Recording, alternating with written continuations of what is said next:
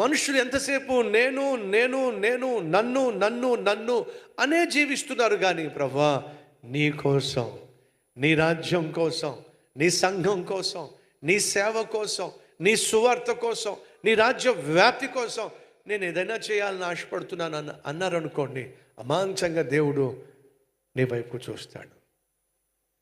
ఫిలిప్పీలకు రాసిన పత్రిక, అక్కడ ఈ మాట రాయబడింది, చూద్దాం రండి. ఏమని రాయబడింది అక్కడ? ఫిలిప్పీలకు రాసిన పత్రిక, ప్రతి వాడో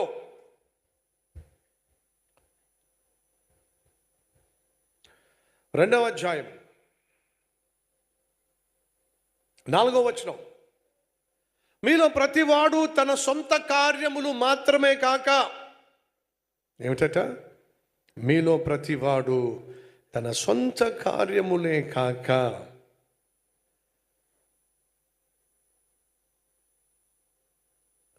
ఇతరుల కార్యములను కూడా చూడవలెను. క్రీస్తుకు కలిగిన ఈ మనస్సు మీరును కలిగి ఉండండి.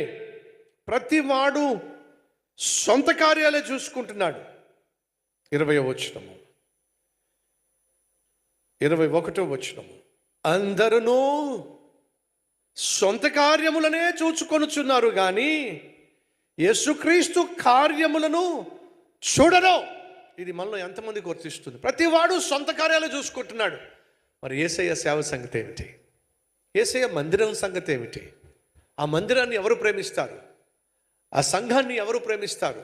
సేవను ఎవరు ప్రేమిస్తారు? దేవుడు అడుగుతున్నాడు. ప్రతి వాడు సొంత పనులే చూసుకుంటున్నాడు.